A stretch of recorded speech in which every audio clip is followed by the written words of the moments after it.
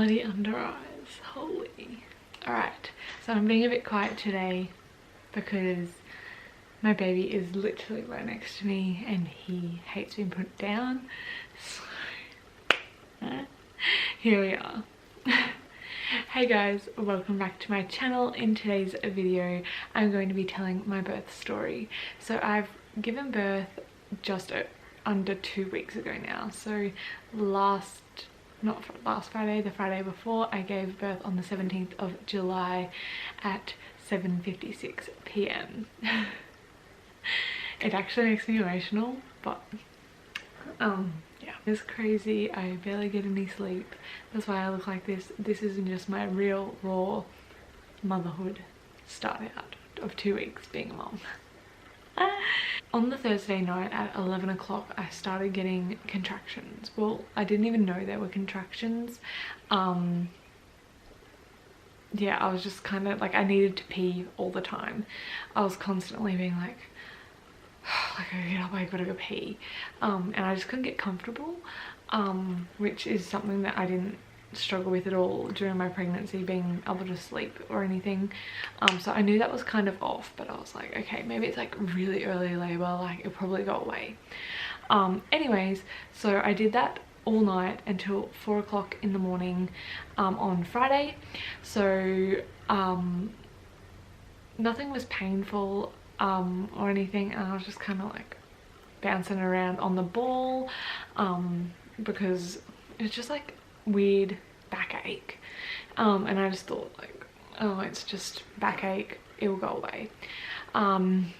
Mind you, I was 40 weeks and 3 days at this point, and I was just exhausted. I was like, get this baby out of me.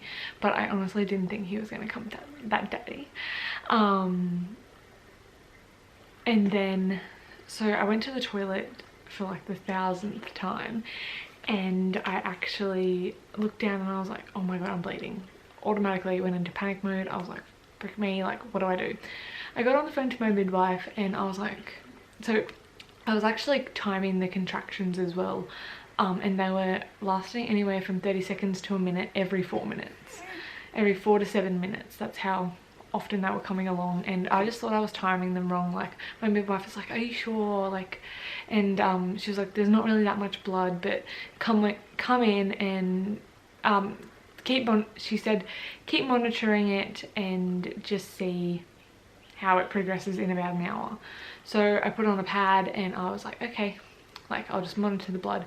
The blood was speeding up, and I was like, I rang my midwife back and I was like, okay, there's more blood, and I sent her a photo, and which is the weirdest thing ever, like so weird. And so I sent her a photo and she was like, okay, like we'll pop you into the hospital, just go to the hospital at 9 and see the other midwife there, and she'll check you out, and it's probably just really early labor. Like she didn't believe me that my contractions were that far apart, and she also didn't believe like that I was in any type of labor. If I was, very early labor, and she was like, it'll probably go away. Anyways, so I went to the hospital. I got there at like around 9 o'clock, and I sat in the waiting room for over an hour, having these like pains. That's my baby. Having these like mild pains. It was like probably a 1 out of 10 on a pain scale, and I think yeah, so, and then the midwife come in and got me, and she was like, okay, like she just pulled me to the side and she was like, okay, like how's your pain? And I was like, nothing, pretty much. It's just like really like weird sensation in my back, and like it wasn't a pain in my back, it was more in my front, that was like like I felt like I was like moving, and then she kind of just was like, okay, like if you're not in any pain, you're not in labor. And anyway, she was like, okay, we'll go get you assessed, I'll get you a bed, and I'll give you some Nurofen, like painkillers, and we'll send you back home and let it progress. Anyway, so I went into the bed, and lucky Josh came with, because I was like, okay, just go to work, like it's probably nothing, like I'm probably not gonna give birth today, so I don't want you to stuff your work around. And he was like, okay, like, but then he was like, oh, we can't go to the hospital by yourself. So because I was having like a bit of pain, he was like, oh, I don't know if you should go by yourself. So he ended up saying like, okay, like I'll call her in. And so he came with, and we got into the bed, and Josh was sitting there, and she was like, okay, I expect you to maybe be anywhere from 1 to 2 centimeters dilated still.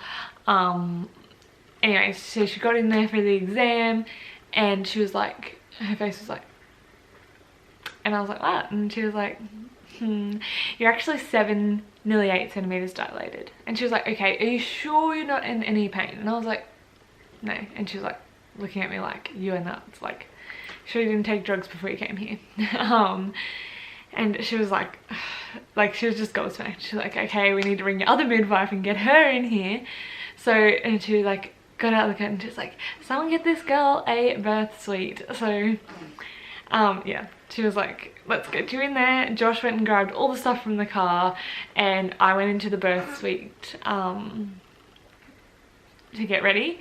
And I ended up FaceTiming my friend Jess, and I was like, okay, I'm in labor. And she was like, but you're not in any pain. And I was like, not hurting at all. So I ended up getting on the birth ball and just like moving around, like having my regular contractions. Is he even gonna let me finish this? Probably not. Yeah, so lo and behold, yeah, so I was right. My contractions were very consistent and pretty close together, because obviously I was 8 centimeters dilated. Got into the birth suite, she started filling up the bath, and we started like putting the clothes in the warmer. I was still like walking around doing normal stuff, and I was just like on the ball moving around. I wasn't in any pain at all. I was breathing. My contractions all up probably got to a 2 out of 10 pain. I honestly do not think they hurt at all. It was just like a real like feeling. It honestly did not hurt me. So I quickly ended up going from 8 to 10 pretty quickly, centimeters dilated. And then after that, so once I was on the ball, like nothing was really progressing much when I was on the ball. So I ended up, and he was also on like a tilt. So I had to be on my knees leaning forward so that his back wasn't on my back. So it ended up working, so he did flip around properly. So I got in the bath, and I kind of sat on the bath and had my legs squatted, like my knees down, legs down, like kind of like leaning forward. And I was just kind of doing that. Josh was just like feeding me water, and they didn't offer me any pain medication or anything, because I was really handling it quite well, because every time I'd have a contraction afterwards, I would just talk and laugh. Like, she was like, you're absolutely nuts. And they were just massaging my back, and yeah. So after that all happened, it started to intensify a little bit. Didn't increase any of that pain though. So I sat backwards on the toilet to try and like bring it forward a bit. However, my waters still hadn't broken, so I was actually freaking out so much to get them broken. I don't know why.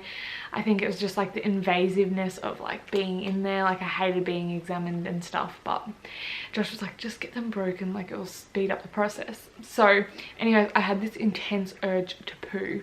Like, I was like, oh my god, this is just insane. I was like, I'm gonna poo. And she was like, no, the baby's ready, he's sitting behind your waters. So eventually I got up the guts, sat on the bed, she broke my waters, and then straight after that my contractions sped right up. And yeah, from there I started pushing. So yeah, after that it was 86 minutes of pushing. I was up on the bed head on my knees and pushing that way, and then to deliver him fully I was on my back and just pushed his body out.